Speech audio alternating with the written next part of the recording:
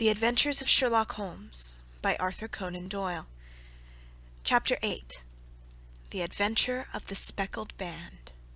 On glancing over my notes of the 70-odd cases in which I have during the last 8 years studied the methods of my friend Sherlock Holmes, I find many tragic, some comic, a large number merely strange, but none commonplace. For, working as he did rather for the love of his art than for the acquirement of wealth, he refused to associate himself with any investigation which did not tend towards the unusual, and even the fantastic.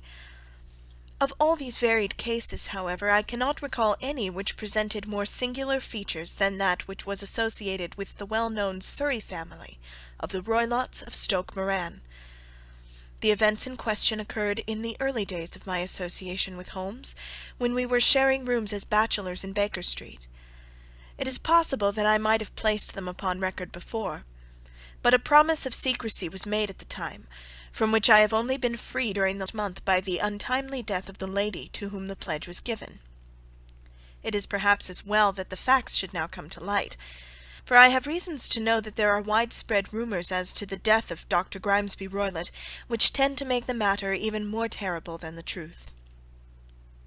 It was early in April in the year '83 that I woke one morning to find Sherlock Holmes standing, fully dressed, by the side of my bed. He was a late riser as a rule, and as the clock on the mantelpiece showed me that it was only 7:15, I blinked up at him in some surprise, and perhaps just a little resentment, for I was myself regular in my habits. "Very sorry to knock you up, Watson," said he, "but it's the common lot this morning. Mrs. Hudson has been knocked up. She retorted upon me, and I on you." "What is it, then, a fire?" "No, a client. It seems that a young lady has arrived in a considerable state of excitement, who insists upon seeing me. She is waiting now in the sitting-room. Now, when young ladies wander about the metropolis at this hour of the morning, and knock sleepy people up out of their beds, I presume that it is something very pressing which they have to communicate. Should it prove to be an interesting case, you would, I am sure, wish to follow it from the outset. I thought, at any rate, that I should call you and give you the chance." "My dear fellow, I would not miss it for anything." I had no keener pleasure than in following Holmes in his professional investigations, and in admiring the rapid deductions, as swift as intuition, and yet always founded on a logical basis, with which he unravelled the problems which were submitted to him. I rapidly threw on my clothes, and was ready in a few minutes to accompany my friend down to the sitting-room. A lady dressed in black and heavily veiled, who had been sitting in the window, rose as we entered. "Good morning, madam," said Holmes cheerily. "My name is Sherlock Holmes. This is my intimate friend and associate, Dr. Watson, before whom you can speak as freely as before myself. Ha! I'm glad to see that Mrs. Hudson has had the good sense to light the fire. Pray draw up to it, and I shall order you a cup of hot coffee, for I observe that you are shivering." "It is not cold which makes me shiver," said the woman in a low voice, changing her seat as requested. "What then?" "It is fear, Mr. Holmes. It is terror." She raised her veil as she spoke, and we could see that she was indeed in a pitiable state of agitation, her face all drawn and grey, with restless frightened eyes, like those of some hunted animal. Her features and figure were those of a woman of 30, but her hair was shot with premature grey, and her expression was weary and haggard. Sherlock Holmes ran her over with one of his quick, all-comprehensive glances. "You must not fear," said he soothingly, bending forward and patting her forearm. "We shall soon set matters right, I have no doubt. You have come in by train this morning, I see." "You know me, then?" "No, but I observed the second half of a return ticket in the palm of your left glove. You must have started early, and yet you had a good drive in a dog-cart along heavy roads before you reached the station." The lady gave a violent start, and stared in bewilderment at my companion. "There is no mystery, my dear madam," said he, smiling. "The left arm of your jacket is spattered with mud in no less than 7 places. The marks are perfectly fresh. There is no vehicle save a dog-cart which throws up mud in that way, and then only when you sit on the left-hand side of the driver." "Whatever your reasons may be, you are perfectly correct," said she. "I started from home before 6, reached Leatherhead at 20 past, and came in by the first train to Waterloo." Sir, I can stand this strain no longer. I shall go mad if it continues. I have no one to turn to, none save only one who cares for me, and he, poor fellow, can be of little aid. I've heard of you, Mr. Holmes. I have heard of you from Mrs. Farintosh, whom you helped in the hour of her sore need. It was from her that I had your address. Oh, sir, do you not think that you could help me too, and at least throw a little light through the dense darkness which surrounds me? At present it is out of my power to reward you for your services, but in a month or 6 weeks I shall be married, with the control of my own income, and then at least you shall not find me ungrateful." Holmes turned to his desk, and, unlocking it, drew out a small case-book, which he consulted. "Farintosh," said he. "Ah, yes, I recall the case. It was concerned with an opal tiara. I think it was before your time, Watson. I can only say, madam, that I shall be happy to devote the same care to your case as I did to that of your friend. As to reward, my profession is its own reward, but you are at liberty to defray whatever expenses I may be put to, at the time which suits you best. And now I beg that you will lay before us everything that may help us in forming an opinion on the matter."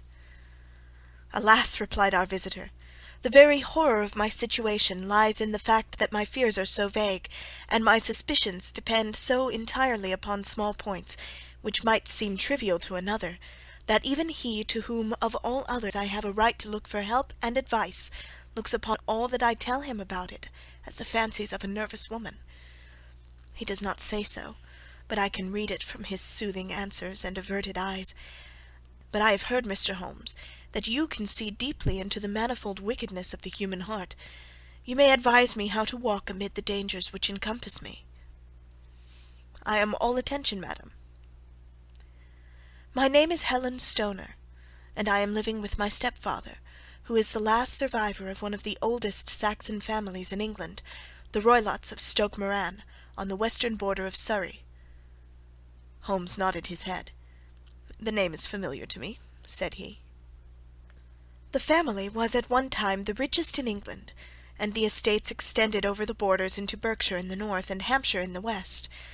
In the last century, however, 4 successive heirs were of a dissolute and wasteful disposition, and the family ruin was eventually completed by a gambler in the days of the Regency. Nothing was left save a few acres of ground and the 200-year-old house, which is itself crushed under a heavy mortgage. The last squire dragged out his existence there, living the horrible life of an aristocratic pauper. But his only son, my stepfather, seeing that he must adapt himself to the new conditions, obtained an advance from a relative, which enabled him to take a medical degree, and went out to Calcutta, where, by his professional skill and force of character, he established a large practice.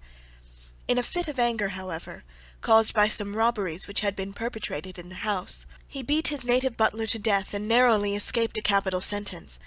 As it was, he suffered a long term of imprisonment, and afterwards returned to England a morose and disappointed man. When Dr. Roylott was in India, he married my mother, Mrs. Stoner, the young widow of Major General Stoner of the Bengal Artillery. My sister Julia and I were twins, and we were only 2 years old at the time of my mother's remarriage. She had a considerable sum of money, not less than £1,000 a year, and this she bequeathed to Dr. Roylott entirely while we resided with him, with a provision that a certain annual sum should be allowed to each of us in the event of our marriage. Shortly after our return to England, my mother died. She was killed 8 years ago in a railway accident near Crewe. Dr. Roylott then abandoned his attempts to establish himself in practice in London, and took us to live with him in the old ancestral house at Stoke Moran. The money which my mother had left was enough for all our wants, and there seemed to be no obstacle to our happiness. But a terrible change came over our stepfather about this time. Instead of making friends and exchanging visits with our neighbours, who had at first been overjoyed to see a Roylott of Stoke Moran back in the old family seat, he shut himself up in his house, and seldom came out save to indulge in ferocious quarrels with whoever might cross his path. Violence of temper, approaching to mania, has been hereditary in the men of the family, and in my stepfather's case it had, I believe, been intensified by his long residence in the tropics.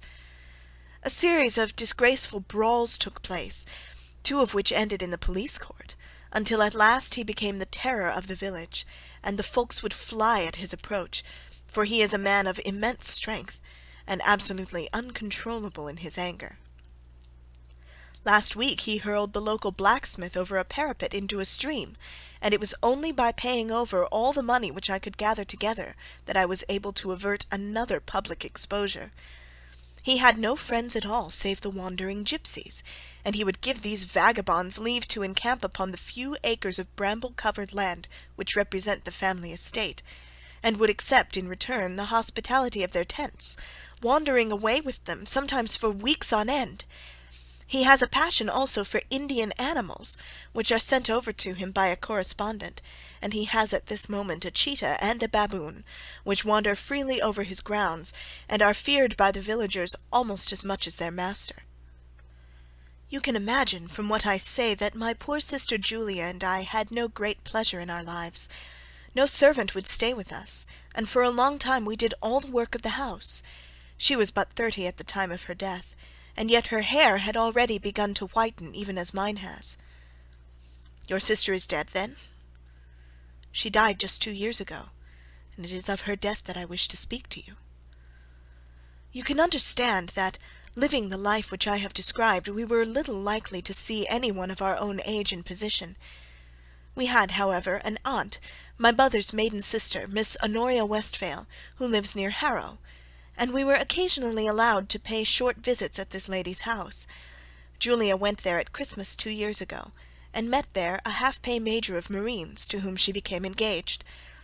My stepfather learned of the engagement when my sister returned, and offered no objection to the marriage, but within a fortnight of the day which had been fixed for the wedding, the terrible event occurred which has deprived me of my only companion. Sherlock Holmes had been leaning back in his chair with his eyes closed, and his head sunk in a cushion, but he half opened his lids now, and glanced across at his visitor. "Pray be precise as to details," said he. "It is easy for me to be so, for every event of that dreadful time is seared into my memory. The manor house is, as I have already said, very old, and only one wing is now inhabited. The bedrooms in this wing are on the ground floor, the sitting-rooms being in the central block of the buildings. Of these bedrooms, the first is Dr. Roylott's, the second my sister's, and the third my own. There is no communication between them, but they all open out into the same corridor. Do I make myself plain?" "Perfectly so." "The windows of the 3 rooms open out upon the lawn. That fatal night Dr. Roylott had gone to his room early, though we knew that he had not retired to rest, for my sister was troubled by the smell of the strong Indian cigars which it was his custom to smoke. She left her room, therefore, and came into mine, where she sat for some time, chatting about her approaching wedding. At 11 o'clock she rose to leave me, but she paused at the door and looked back. "Tell me, Helen," said she, "have you ever heard any one whistle in the dead of the night?" "Never," said I. "I suppose that you could not possibly whistle yourself in your sleep?" "Certainly not. But why?" "Because during the last few nights I have always, about 3 in the morning, heard a low, clear whistle. I am a light sleeper, and it has awakened me. I cannot tell where it came from, perhaps from the next room, perhaps from the lawn. I thought that I would just ask you whether you'd heard it." "No, I have not. It must be those wretched gipsies in the plantation." "Very likely. And yet, if it were on the lawn, I wonder that you did not hear it also." "Ah, but I sleep more heavily than you." "Well, it is of no great consequence at any rate." She smiled back at me, closed my door, and a few moments later I heard her key turn in the lock. "Indeed," said Holmes, "was it your custom always to lock yourselves in at night?" "Always." "And why?" "I think that I mentioned to you that the doctor kept a cheetah and a baboon. We had no feeling of security unless our doors were locked." "Quite so. Pray proceed with your statement." "I could not sleep that night. A vague feeling of impending misfortune impressed me. My sister and I, you will recollect, were twins, and you know how subtle are the links which bind 2 souls which are so closely allied. It was a wild night. The wind was howling outside, and the rain was beating and splashing against the windows. Suddenly, amid all the hubbub of the gale, there burst forth the wild scream of a terrified woman. I knew that it was my sister's voice. I sprang from my bed, wrapped a shawl around me, and rushed into the corridor. As I opened my door, I seemed to hear a low whistle, such as my sister described, and a few moments later a clanging sound, as if a mass of metal had fallen. As I ran down the passage, my sister's door was unlocked, and revolved slowly upon its hinges. I stared at it horror-stricken, not knowing what was about to issue from it. By the light of the corridor lamp I saw my sister appear at the opening, her face blanched with terror, her hands groping for help, her whole figure swaying to and fro like that of a drunkard. I ran to her and threw my arms round her, but at that moment her knees seemed to give way, and she fell to the ground. She writhed as one who is in terrible pain, and her limbs were dreadfully convulsed. At first I thought that she had not recognized me, but as I bent over her, she suddenly shrieked in a voice which I shall never forget, "Oh, my God, Helen! It was the band! The Speckled Band!" There was something else which she would fain have said, and she stabbed with her finger in the air in the direction of the doctor's room, but a fresh convulsion seized her and choked her words. I rushed out, calling loudly for my stepfather, and I met him hastening from his room in his dressing-gown. When he reached my sister's side, she was unconscious, and though he poured brandy down her throat and sent for medical aid from the village, all efforts were in vain, for she slowly sank and died without having recovered her consciousness. Such was the dreadful end of my beloved sister. "One moment," said Holmes. "Are you sure about this whistle and metallic sound? Could you swear to it?" "That was what the country coroner asked me at the enquiry. It is my strong impression that I heard it, and yet among the crash of the gale and the creaking of an old house I may possibly have been deceived." "Was your sister dressed?" "No, she was in her night-dress. In her right hand was found the charred stump of a match, and in her left a match-box." "Showing that she had struck a light and looked about her when the alarm took place. That is important. And what conclusions did the coroner come to?" "He investigated the case with great care, for Dr. Roylott's conduct had long been notorious in the county, but he was unable to find any satisfactory cause of death. My evidence showed that the door had been fastened upon the inner side, and the windows were blocked by old-fashioned shutters with broad iron bars, which were secured every night. The walls were carefully sounded, and were shown to be quite solid all round, and the flooring was also thoroughly examined, with the same result. The chimney is wide, but it is barred up by 4 large staples. It is certain, therefore, that my sister was quite alone when she met her end. Besides, there were no marks of any violence upon her." "How about poison?" "The doctors examined her for it, but without success." "What do you think this unfortunate lady died of, then?" "It is my belief that she died of pure fear and nervous shock, though what it was that frightened her I cannot imagine." "Were there gipsies in the plantation at the time?" "Yes, there are nearly always some there." "Ah, and what did you gather from this allusion to a band, a speckled band?" "Sometimes I have thought that it was merely the wild talk of delirium, sometimes that it may have referred to some band of people, perhaps to those very gipsies in the plantation. I do not know whether the spotted handkerchief which so many of them wear over their heads might have suggested the strange adjective which she used." Holmes shook his head like a man who is far from being satisfied. "These are very deep waters," said he. "Pray go on with your narrative." 2 years have passed since then, and my life has been until lately lonelier than ever. A month ago, however, a dear friend, whom I have known for many years, has done me the honour to ask my hand in marriage. His name is Armitage, Percy Armitage, the second son of Mr. Armitage of Cranewater, near Reading. My stepfather has offered no opposition to the match, and we are to be married in the course of the spring. 2 days ago some repairs were started in the west wing of the building, and my bedroom wall has been pierced, so that I have had to move into the chamber in which my sister died, and to sleep in the very bed in which she slept. Imagine, then, my thrill of terror when last night, as I lay awake thinking over her terrible fate, I suddenly heard in the silence of the night the low whistle which had been the herald of her own death. I sprang up and lit the lamp, but nothing's to be seen in the room. I was too shaken to go to bed again, however, so I dressed, and as soon as it was daylight I slipped down, got a dog-cart at the Crown Inn, which is opposite, and drove to Leatherhead, from whence I have come on this morning with the one object of seeing you and asking your advice." "You've done wisely," said my friend. "But have you told me all?" "Yes, all." "Miss Roylott, you have not. You are screening your stepfather." "Why, what do you mean?"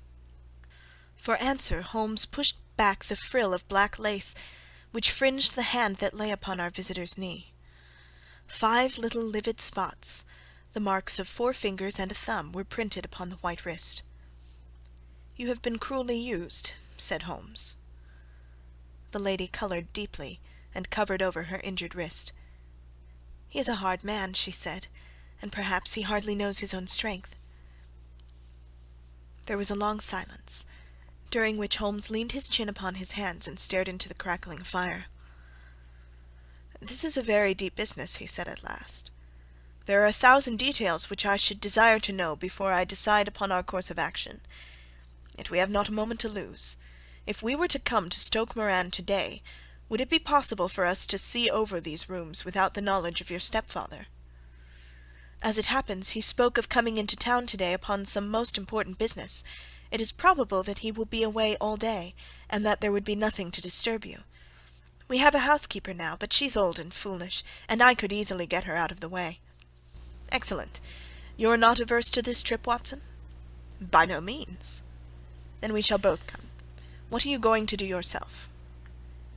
"I have 1 or 2 things which I would wish to do now that I am in town, but I shall return by the 12 o'clock train, so as to be there in time for your coming." "And you may expect us early in the afternoon. I have myself some small business matters to attend to. Will you not wait and breakfast?" "No, I must go. My heart is lightened already since I have confided my trouble to you. I shall look forward to seeing you again this afternoon." She dropped her thick black veil over her face and glided from the room. "And what do you think of it all, Watson?" asked Sherlock Holmes, leaning back in his chair. "It seems to me to be a dark and sinister business." "Dark enough and sinister enough. Yet if the lady is correct in saying that the flooring and walls are sound, and that the door, window, and chimney are impassable, then her sister must undoubtedly have been alone when she met her mysterious end. What becomes, then, of these nocturnal whistles, and what of the very peculiar words of the dying woman? I cannot think. When you combine the ideas of whistles at night, the presence of a band of gypsies who are on intimate terms with this old doctor, the fact that we have every reason to believe that the doctor has an interest in preventing his stepdaughter's marriage, the dying allusion to a band, and finally the fact that Miss Helen Stoner heard a metallic clang which might have been caused by one of those metal bars that secured the shutters falling back into its place, I think that there is good ground to think that the mystery may be cleared along those lines. But what then did the gypsies do? I cannot imagine. I see many objections to any such theory. And so do I. It is for precisely that reason that we are going to Stoke Moran this day. I want to see whether the objections are fatal, or if they may be explained away. But what in the name of the devil? The ejaculation had been drawn from my companion by the fact that our door had suddenly been dashed open, and that a huge man had framed himself in the aperture. His costume was a peculiar mixture of the professional and the agricultural, having a black top hat, a long frock coat, and a pair of high gaiters, with a hunting crop swinging in his hand. So tall was he that his hat actually brushed the crossbar of the doorway, and his breadth seemed to span it across from side to side. A large face, seared with 1,000 wrinkles, burned yellow with the sun, and marked with every evil passion, was turned from one to the other of us, while his deep-set, bile-shot eyes and his high, thin, fleshless nose gave him somewhat the resemblance to a fierce old bird of prey. "Which of you is Holmes?" asked this apparition. "My name, sir, but you have the advantage of me," said my companion quietly. "I am Dr. Grimesby Roylott of Stoke Moran." "Indeed, doctor," said Holmes blandly. "Pray take a seat." "I will do nothing of the kind. My stepdaughter has been here. I have traced her. What has she been saying to you?" "It is a little cold for the time of year," said Holmes. "What has she been saying to you?" screamed the old man furiously. "But I have heard that the crocuses promise well," continued my companion imperturbably. "Ha! You put me off, do you?" said our new visitor, taking a step forward and shaking his hunting crop. "I know you, you scoundrel. I have heard of you before. You are Holmes, the meddler." My friend smiled. "Holmes, the busybody." His smile broadened. "Holmes, the Scotland Yard Jack in office." Holmes chuckled heartily. "Your conversation is most entertaining," said he. "When you go out, close the door, for there is a decided draught." "I will go when I've said my say. Don't you dare meddle with my affairs. I know that Miss Stoner has been here. I traced her. I am a dangerous man to fall foul of. See here." He stepped swiftly forward, seized the poker, and bent it into a curve with his huge brown hands. "See that you keep yourself out of my grip," he snarled, and hurling the twisted poker into the fireplace, he strode out of the room. "He seems a very amiable person," said Holmes, laughing. "I am not quite so bulky, but if he had remained, I might have shown him that my grip was not much more feeble than his own." As he spoke, he picked up the steel poker and, with a sudden effort, straightened it out again. "Fancy his having the insolence to confound me with the official detective force! This incident gives zest to our investigation, however, and I only trust that our little friend will not suffer from her imprudence in allowing this brute to trace her. And now, Watson, we shall order breakfast, and afterwards I shall walk down to Doctors' Commons, where I hope to get some data which may help us in this matter." It was nearly 1 o'clock when Sherlock Holmes returned from his excursion. He held in his hands a sheet of blue paper, scrawled over with notes and figures. "I have seen the will of the deceased wife," said he. "To determine its exact meaning, I have been obliged to work out the present prices of the investments with which it is concerned. The total income, which at the time of the wife's death was little short of £1,100, is now, through the fall in agricultural prices, not more than £750. Each daughter can claim an income of £250 in case of marriage.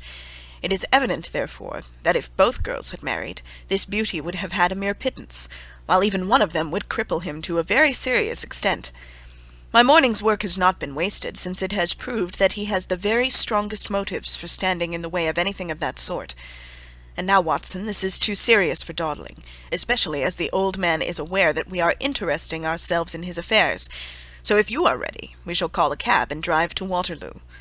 I should be very much obliged if you would slip your revolver into your pocket. An Ely's No. 2 is an excellent argument with gentlemen who can twist steel pokers into knots. That and a toothbrush are, I think, all that we need." At Waterloo we were fortunate in catching a train for Leatherhead, where we hired a trap at the station inn and drove for 4 or 5 miles through the lovely Surrey lanes. It was a perfect day, with a bright sun and a few fleecy clouds in the heavens.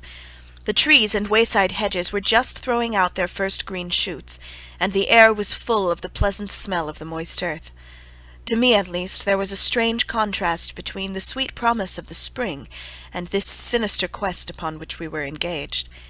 My companion sat in front of the trap, his arms folded, his hat pulled down over his eyes, and his chin sunk upon his breast, buried in the deepest thought.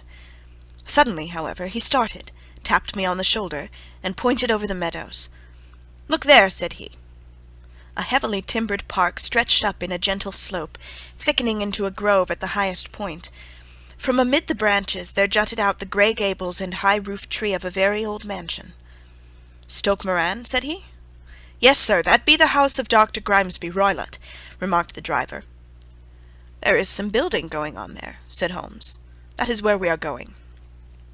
"There's the village," said the driver, pointing to a cluster of roofs some distance to the left. "But if you want to get to the house, you'll find it shorter to get over this stile, and so by the footpath over the fields. There it is, where the lady is walking." "And the lady, I fancy, is Miss Stoner," observed Holmes, shading his eyes. "Yes, I think we had better do as you suggest." We got off, paid our fare, and the trap rattled back on its way to Leatherhead. "I thought it as well," said Holmes, as we climbed the stile, "that this fellow should think we had come here as architects or on some definite business. It may stop his gossip. Good afternoon, Miss Stoner. You see that we have been as good as our word." Our client of the morning had hurried forward to meet us with a face which spoke her joy. "I have been waiting so eagerly for you," she cried, shaking hands with us warmly.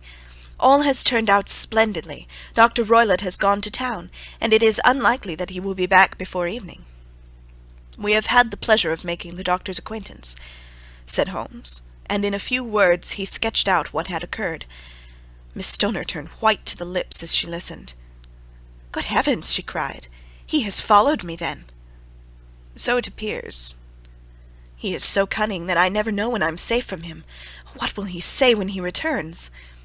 "He must guard himself, for he may find that there is someone more cunning than himself upon his track. You must lock yourself up from him tonight. If he is violent, we shall take you away to your aunt's at Harrow. Now we must make the best use of our time, so kindly take us at once to the rooms which we are to examine." The building was of grey, lichen-blotched stone, with a high central portion and two curving wings, like the claws of a crab, thrown out on each side. In one of those wings the windows were broken and blocked with wooden boards, while the roof was partly caved in, a picture of ruin. The central portion was in little better repair, but the right-hand block was comparatively modern, and the blinds in the windows, with the blue smoke curling up from the chimneys, showed that this was where the family resided. Some scaffolding had been erected against the end wall, and the stonework had been broken into, but there were no signs of any workmen at the moment of our visit. Holmes walked slowly up and down the ill-trimmed lawn, and examined with deep attention the outsides of the windows. "This, I take it, belongs to the room in which you used to sleep, the centre one to your sister's, and the one next to the main building to Dr. Roylott's chamber." "Exactly so, but I am now sleeping in the middle room." "Pending the alterations, as I understand. By the way, there does not seem to be any very pressing need for repairs at that end of the wall." "There were none. I believe that it was an excuse to move me from my room." "Ah, that is suggestive. Now, on the other side of this narrow wing runs the corridor from which these three rooms open. There are windows in it, of course." "Yes, but very small ones, too narrow for anyone to pass through." "As you both locked your doors at night, your rooms were unapproachable from that side. Now would you have the kindness to go into your room and bar your shutters?" Miss Stoner did so, and Holmes, after a careful examination through the open window, endeavoured in every way to force the shutter open, but without success. There was no slit through which a knife could be passed to raise the bar. Then with his lens he tested the hinges, but they were of solid iron, built firmly into the massive masonry. "Hum," said he, scratching his chin in some perplexity. "My theory certainly presents some difficulties. No one could pass these shutters if they were bolted. Well, we shall see if the inside throws any light upon the matter." A small side door led into the whitewashed corridor from which the three bedrooms opened. Holmes refused to examine the third chamber, so we passed at once to the second, that in which Miss Stoner was now sleeping, and in which her sister had met with her fate. It was a homely little room, with a low ceiling and a gaping fireplace, after the fashion of old country houses. A brown chest of drawers stood in one corner, a narrow white counterpaned bed in another, and a dressing-table on the left-hand side of the window. These articles, with two small wicker-work chairs, made up all the furniture in the room save for a square of Wilton carpet in the centre. The boards round and the panelling of the walls were of brown worm-eaten oak, so old and discoloured that it may have dated from the original building of the house. Holmes drew one of the chairs into a corner and sat silent, while his eyes travelled round and up and down, taking in every detail of the apartment. "Where does that bell communicate with?" he asked at last, pointing to a thick bell-rope which hung down beside the bed, the tassel actually lying upon the pillow. "It goes to the housekeeper's room." "It looks newer than the other things." "Yes, it was only put there a couple of years ago." "Your sister asked for it, I suppose?" "No, I never heard of her using it. We used always to get what we wanted for ourselves." "Indeed, it seemed unnecessary to put so nice a bell-pull there. You will excuse me for a few minutes while I satisfy myself as to this floor." He threw himself down upon his face, with his lens in his hand, and crawled swiftly backward and forward, examining minutely the cracks between the boards. Then he did the same with the woodwork with which the chamber was panelled.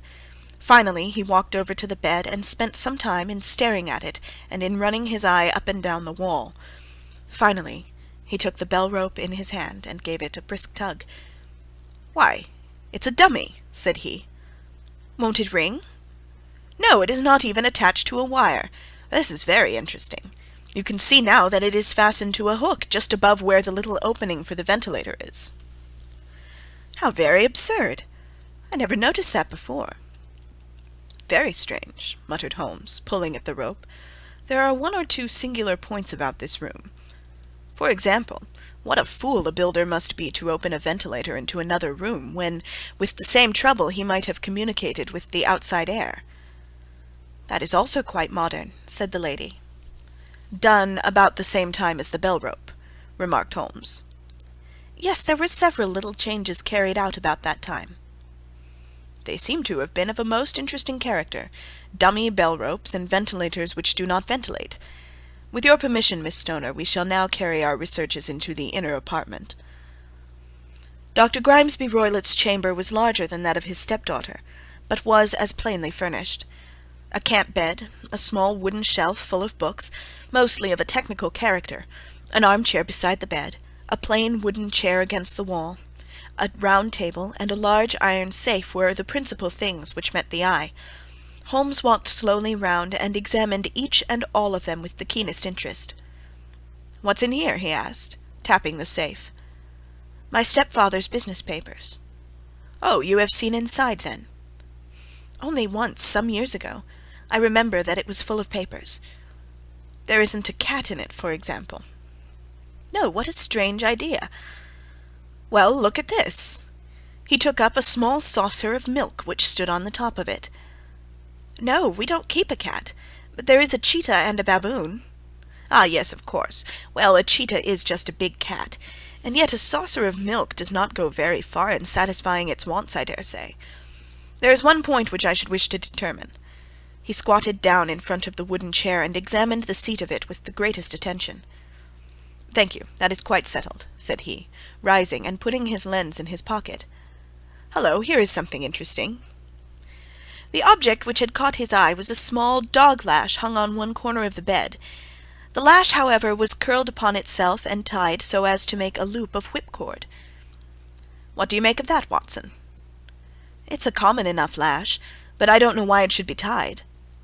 "That is not quite so common, is it?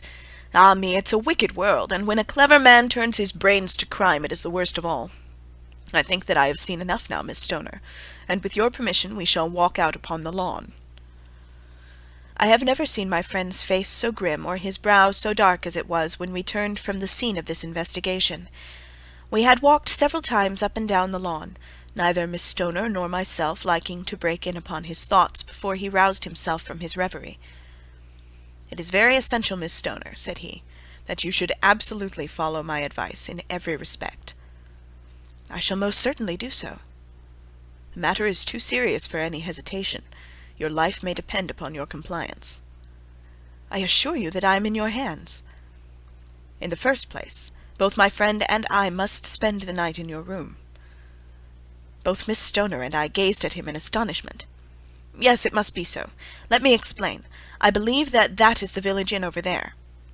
"Yes, that is the Crown." "Very good. Your windows would be visible from there?" "Certainly." "You must confine yourself to your room on pretence of a headache when your stepfather comes back. Then, when you hear him retire for the night, you must open the shutters of your window, undo the hasp, put your lamp there as a signal to us, and then withdraw quietly, with everything which you are likely to want, into the room which you used to occupy. I have no doubt that, in spite of the repairs, you could manage there for one night." "Oh, yes, easily." "The rest you will leave in our hands." "But what will you do?" "We shall spend the night in your room, and we shall investigate the cause of this noise which has disturbed you." "I believe, Mr. Holmes, that you have already made up your mind," said Miss Stoner, laying her hand upon my companion's sleeve. "Perhaps I have." "Then for pity's sake tell me what was the cause of my sister's death." "I should prefer to have clearer proofs before I speak." "You can at least tell me whether my own thought is correct, and if she died from some sudden fright." "No, I do not think so. I think that there was probably some more tangible cause. And now, Miss Stoner, we must leave you, for if Dr. Roylott returned and saw us, our journey would be in vain. Good-bye, and be brave, For if you will do what I have told you, you may rest assured that we shall soon drive away the dangers that threaten you." Sherlock Holmes and I had no difficulty in engaging a bedroom and sitting-room at the Crown Inn. They were on the upper floor, and from our window we could command a view of the avenue gate, and of the inhabited wing of Stoke Moran Manor House. At dusk we saw Dr. Grimesby Roylott drive past, his huge form looming up beside the little figure of the lad who drove him. The boy had some slight difficulty in undoing the heavy iron gates, and we heard the hoarse roar of the doctor's voice, and saw the fury with which he shook his clenched fists at him. The trap drove on, and a few minutes later we saw a sudden light spring up among the trees, as the lamp was lit in one of the sitting-rooms. "Do you know, Watson," said Holmes, as we sat together in the gathering darkness, "I have really some scruples as to taking you tonight. There is a distinct element of danger." "Can I be of assistance?" "Your presence might be invaluable." "Then I shall certainly come." "It is very kind of you." "You speak of danger. You have evidently seen more in these rooms than was visible to me." "No, but I fancy that I may have deduced a little more. I imagine that you saw all that I did." "I saw nothing remarkable save the bell-rope, and what purpose that could answer I confess is more than I can imagine." "You saw the ventilator too?" "Yes, but I do not think it is such a very unusual thing to have a small opening between two rooms. It was so small that a rat could hardly pass through." "I knew that we should find a ventilator before ever we came to Stoke Moran." "My dear Holmes!" "Oh, yes, I did. You remember in her statement she said that her sister could smell Dr. Roylott's cigar. Now, of course, that suggested at once that there must be a communication between the two rooms. It could only be a small one, or it would have been remarked upon at the coroner's inquiry. I deduced a ventilator." "But what harm can there be in that?" "Well, there is at least a curious coincidence of dates. A ventilator is made, a cord is hung, and a lady who sleeps in the bed dies. Does not that strike you?" "I cannot as yet see any connection." "Did you observe anything very peculiar about that bed?" "No." "It was clamped to the floor. Did you ever see a bed fastened like that before?" "I cannot say that I have." "The lady could not move her bed. It must always be in the same relative position to the ventilator and to the rope, or so we may call it, since it was clearly never meant for a bell-pull." "Holmes," I cried, "I seem to see dimly what you are hinting at. We are only just in time to prevent some subtle and horrible crime." "Subtle enough and horrible enough. When a doctor goes wrong he is the first of criminals. He has nerve and he has knowledge. Palmer and Pritchard were among the heads of their profession. This man strikes even deeper, but I think, Watson, that we shall be able to strike deeper still. But we shall have horrors enough before the night is over. For goodness' sake, let us have a quiet pipe, and turn our minds for a few hours to something more cheerful." About 9 o'clock the light among the trees was extinguished, and all was dark in the direction of the manor-house. 2 hours passed slowly away, and then suddenly, just at the stroke of 11, a single bright light shone out right in front of us. "That is our signal," said Holmes, springing to his feet. "It comes from the middle window." As we passed out, he exchanged a few words with the landlord, explaining that we were going on a late visit to an acquaintance, and that it was possible that we might spend the night there. A moment later we were out on the dark road, a chill wind blowing in our faces, and one yellow light twinkling in front of us through the gloom to guide us on our sombre errand. There was little difficulty in entering the grounds, for unrepaired breaches gaped in the old park wall. Making our way among the trees, we reached the lawn, crossed it, and were about to enter through the window, when out from a clump of laurel bushes there darted what seemed to be a hideous and distorted child, who threw itself upon the grass with writhing limbs, and then ran swiftly across the lawn into the darkness. "My God!" I whispered. "Did you see it?" Holmes was for the moment as startled as I. His hand closed like a vice upon my wrist in his agitation. Then he broke into a low laugh, and put his lips to my ear. "It is a nice household," he murmured. "That is the baboon."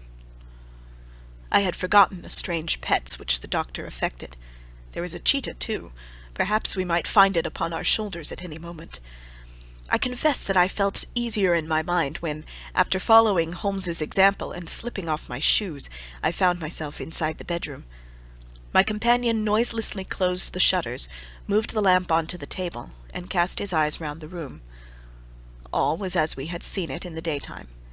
Then, creeping up to me and making a trumpet of his hand, he whispered into my ear again so gently that it was all that I could do to distinguish the words, "The least sound would be fatal to our plans." I nodded to show that I had heard. "We must sit without light. He would see it through the ventilator." I nodded again. "Do not go asleep. Your very life may depend upon it. Have your pistol ready in case we should need it. I will sit on the side of the bed, and you in that chair." I took out my revolver and laid it on the corner of the table. Holmes had brought up a long, thin cane, and this he placed upon the bed beside him. By it he laid the box of matches and the stump of a candle. Then he turned down the lamp, and we were left in darkness.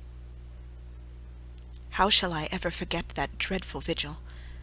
I could not hear a sound, not even the drawing of a breath, and yet I knew that my companion sat open-eyed within a few feet of me, in the same state of nervous tension in which I was myself.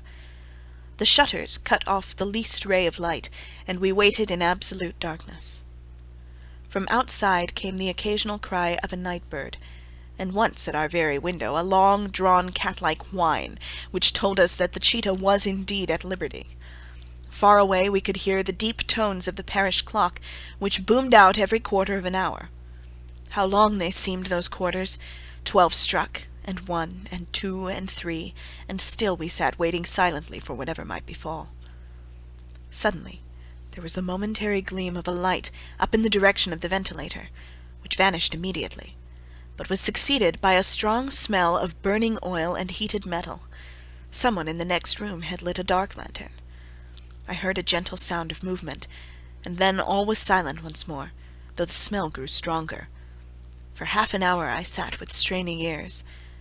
Then suddenly another sound became audible, a very gentle, soothing sound, like that of a small jet of steam escaping continually from a kettle. The instant that we heard it, Holmes sprang from the bed, struck a match, and lashed furiously with his cane at the bell-pull. "Do you see it, Watson?" he yelled. "Do you see it?" But I saw nothing. At the moment when Holmes struck the light, I heard a low, clear whistle, but the sudden glare flashing into my weary eyes made it impossible for me to tell what it was at which my friend lashed so savagely. I could, however, see that his face was deadly pale and filled with horror and loathing. He had ceased to strike, and was gazing up at the ventilator, when suddenly there broke from the silence of the night the most horrible cry to which I have ever listened. It swelled up louder and louder, a hoarse yell of pain and fear and anger all mingled in one dreadful shriek. They say that away down in the village, and even in the distant parsonage, that cry raised the sleepers from their beds. It struck cold to our hearts, and I stood gazing at Holmes, and he at me, until the last echoes of it had died away into the silence from which it rose. "What can it mean?" I gasped.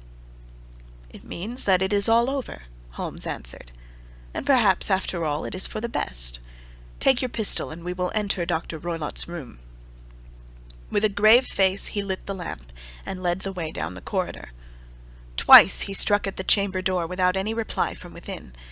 Then he turned the handle, and entered, I at his heels, with the cocked pistol in my hand. It was a singular sight which met our eyes. On the table stood a dark lantern, with the shutter half open, throwing a brilliant beam of light upon the iron safe, the door of which was ajar. Beside this table, on the wooden chair, sat Dr. Grimesby Roylott, clad in a long grey dressing-gown, his bare ankles protruding beneath, and his feet thrust into red heel-less Turkish slippers. Across his lap lay the short stock with the long lash which we had noticed during the day. His chin was cocked upward, and his eyes were fixed in a dreadful, rigid stare at the corner of the ceiling. Round his brow he had a peculiar yellow band, with brownish speckles which seemed to be bound tightly round his head. As we entered he made neither sound nor motion. "The band! The Speckled Band!" whispered Holmes. I took a step forward. In an instant his strange headgear began to move, and there reared itself from among his hair the squat, diamond-shaped head and puffed neck of a loathsome serpent. "It is a swamp adder," cried Holmes, "the deadliest snake in India. He has died within 10 seconds of being bitten. Violence does, in truth, recoil upon the violent, and the schemer falls into the pit which he digs for another. Let us thrust this creature back into its den, and we can then remove Miss Stoner to some place of shelter, and let the county police know what has happened." As he spoke, he drew the dog-whip swiftly from the dead man's lap, and throwing the noose round the reptile's neck, he drew it from its horrid perch, and, carrying it at arm's length, threw it into the iron safe, which he closed upon it. Such are the true facts of the death of Dr. Grimesby Roylott of Stoke Moran. It is not necessary that I should prolong a narrative which has already run too great a length by telling how we broke the sad news to the terrified girl, how we conveyed her by the morning train to the care of her good aunt at Harrow, of how the slow process of official enquiry came to the conclusion that the doctor met his fate while indiscreetly playing with a dangerous pet. The little which I had yet to learn of the case was told me by Sherlock Holmes as we travelled back the next day. "I had," said he, "come to an entirely erroneous conclusion, which shows, my dear Watson, how dangerous it always is to reason from insufficient data. The presence of the gipsies, and the use of the word band, which was used by the poor girl, no doubt, to explain the appearance which she had caught a hurried glimpse of by the light of her match, were sufficient to put me upon an entirely wrong scent. I can only claim the merit that I instantly reconsidered my position, when, however, it became clear to me that whatever danger threatened an occupant of the room could not come either from the window or the door. My attention was speedily drawn, as I have already remarked to you, to this ventilator, and to the bell-rope which hung down to the bed. The discovery that this was a dummy, and that the bed was clamped to the floor, instantly gave rise to the suspicion that the rope was there as a bridge for something passing through the hole and coming to the bed. The idea of a snake instantly occurred to me, and when I coupled it with my knowledge that the doctor was furnished with a supply of creatures from India, I felt that I was probably on the right track. The idea of using a form of poison which could not possibly be discovered by any chemical test was just such a one as would occur to a clever and ruthless man who had had an Eastern training. The rapidity with which such a poison would take effect would also, from his point of view, be an advantage. It would be a sharp-eyed coroner indeed who could distinguish the 2 little dark punctures which would show where the poison fangs had done their work. Then I thought of the whistle. Of course he must recall the snake before the morning light revealed it to the victim. He had trained it, probably by use of the milk which we saw, to return to him when summoned. He would put it through this ventilator at the hour that he thought best, with the certainty that it would crawl down the rope and land on the bed. It might or might not bite the occupant. Perhaps she might escape every night for a week, but sooner or later she must fall a victim. I had come to these conclusions before I had ever entered his room. An inspection of his chair showed me that he had been in the habit of standing on it, which of course would be necessary in order that he should reach the ventilator. The sight of the safe, the saucer of milk, and the loop of whipcord were enough to finally dispel any doubts which may have remained. The metallic clang heard by Miss Stoner was obviously caused by her stepfather hastily closing the door of his safe upon its terrible occupant. Having once made up my mind, you know the steps which I took in order to put the matter to the proof. I heard the creature hiss, as I have no doubt that you did also, and I instantly lit the light and attacked it, with the result of driving it through the ventilator, and also with the result of causing it to turn upon its master at the other side. Some of the blows of my cane came home and roused its snakish temper, so that it flew upon the first person it saw. In this way I am no doubt indirectly responsible for Dr. Grimesby Roylott's death, and I cannot say it is likely to weigh very heavily upon my conscience. End of The Adventure of the Speckled Band.